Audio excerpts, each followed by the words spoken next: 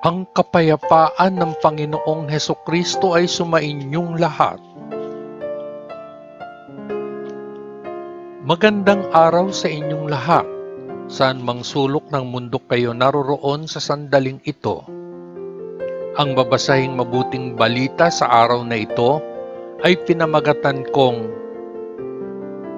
sa lahat ng iyong ginagawa o sinasabi, gawin ito sa ngalan ni Kristo.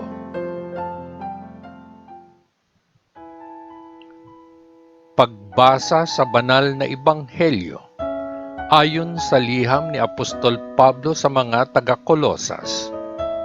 Mula 2 kabanata, 20 talata, hanggang 4 na kabanata, 18 talata.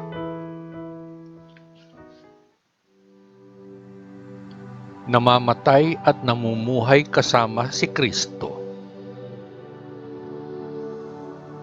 Namatay na kayo kasama ni Kristo at pinalaya na mula sa mga namumunong espiritu ng sansinukob. Bakit kung gayon namumuhay pa kayo na para kayong kabilang sa mundong ito? Bakit ninyo sinusunod ang mga alituntuning tulad ng huwag mong hawakan ito, huwag tikman iyon, huwag hawakan ang isa pa? Ang lahat ng ito ay tumutukoy sa mga bagay na nagiging walang silbi kapag ginamit ang mga ito. Ang mga ito ay mga alituntunin at aral na gawa lamang ng tao. Siyempre, ang gayong mga alituntunin ay lumilitaw na batay sa karunungan sa kanilang sapilitang pagsamba sa mga anghel at huwad na pagpapakumbaba at grabing pagtrato sa katawan. Ngunit wala silang tunay na halaga sa pagkontrol sa mga pisikal na hilig. Kayo ay binuhay na kasama ni Kristo. Kaya't ituon ninyo ang inyong mga puso sa mga bagay na nasa langit, kung saan si Kristo ay nakaupo sa kanyang trono sa kanang bahagi ng Diyos. Panatilihing nakatutok ang inyong isip sa mga bagay doon, hindi sa mga bagay dito sa lupa. Sapagkat kayo ay namatay at ang inyong buhay ay nakatago kasama ni Kristo sa Diyos. Ang inyong tunay na buhay ay si Kristo, at kapag siya ay lumitaw, kayo din ay lilitaw kasama niya at makikibahagi sa kanyang kaluwalhatian. Ang lumang buhay at ang bagong buhay. Dapat ninyong patayin kung gayon ang mga makalupang pagnanasa na kumikilos sa inyo, tulad ng pakikiapid, kahalayan, pagnanasa, masasamang pagnanasa at kasakiman, sapagkat ang kasakiman ay isang anyo ng idolatriya. Dahil sa mga ganitong bagay, ang galit ng Diyos ay darating sa mga hindi sumusunod sa Kanya. Noon, kayo mismo ay namumuhay ayon sa gayong mga pagnanasa, nang ang inyong buhay ay pinangungunahan ng mga ito. Ngunit ngayon ay dapat ninyong alisin ang lahat ng mga bagay na ito: galit, silakbo ng damdamin at puot na damdamin. Walang anumang insulto o malalaswang usapan ang dapat magmula sa inyong mga labi. Huwag magsinungaling sa isa't isa, sapagkat hinubad na ninyo ang dating pagkatao kasama ang mga ugali nito at nagsuot ng bagong sarili. Ito ang bagong nilalang na ang Diyos, ang tagapaglikha nito, ay patuloy na binabago sa kanyang sariling larawan upang dalhin kayo sa ganap na kaalaman sa kanyang sarili. Dahil dito, wala nang anumang pagkakaiba sa pagitan ng mga Hintil at mga Hudyo, mga tuli at hindi tuli, mga barbaro, mga ganit, mga alipin, at mga taong malaya.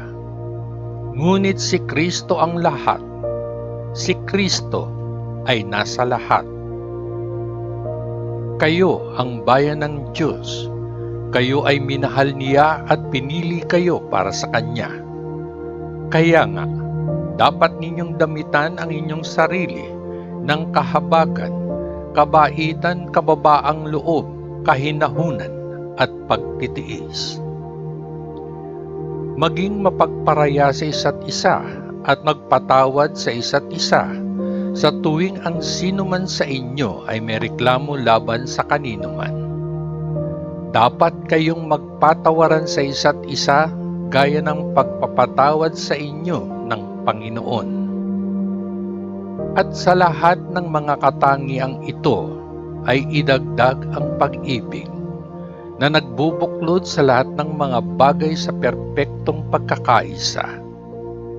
Ang kapayapaang ibinibigay ni Kristo ang gagabay sa inyo sa mga desisyong gagawin ninyo, sapagkat sa kapayapaang ito ay tinawag kayo ng Diyos na magkakasama sa isang katawan at magpasalamat. Ang mensahe ni Kristo sa lahat ng kayamanan nito ay dapat mabuhay sa inyong mga puso. Magturo at turuan ang isa't isa ng buong karunungan. Umawit ng mga salmo, mga himno at mga sagradong awit. Umawit sa Diyos na may pasasalamat sa inyong mga puso. Ang lahat ng inyong ginagawa o sinasabi kung gayon ay dapat gawin sa pangalan ng Panginoong Hesus, habang nagpapasalamat kayo sa pamamagitan niya sa Diyos Ama.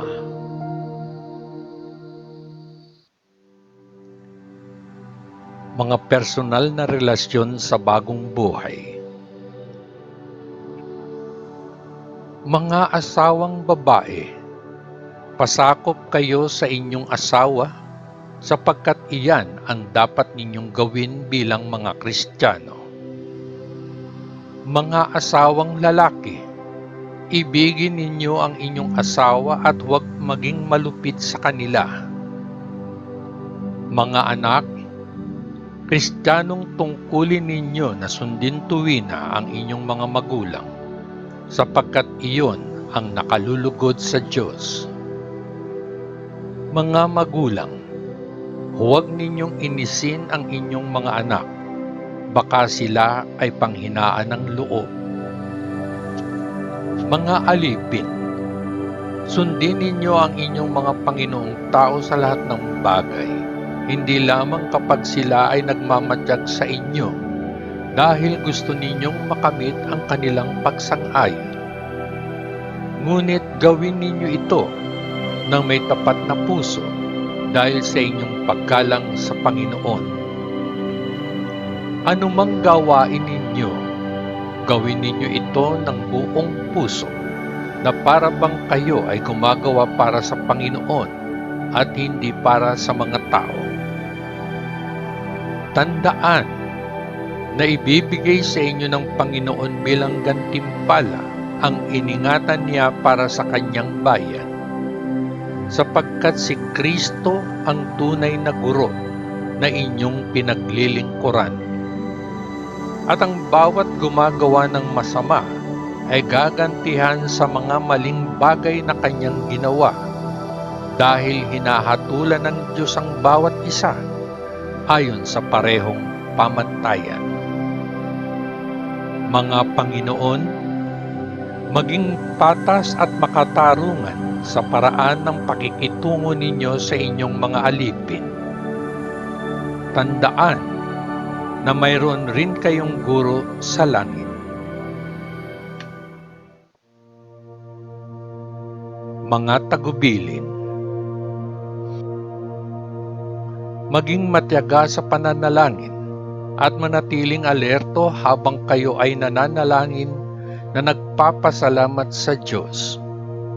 Kasabay nito ay ipanalangin din kami, na bigyan kami ng Diyos ng magandang pagkakataon na ipangaral ang kanyang mensahe tungkol sa lihim ni Kristo. Dahil iyon ang dahilan kung bakit ako ngayon ay nasa bilangguan. Manalangin kong gayon na ako ay makapagsalita gaya ng nararapat sa paraang maliwanag.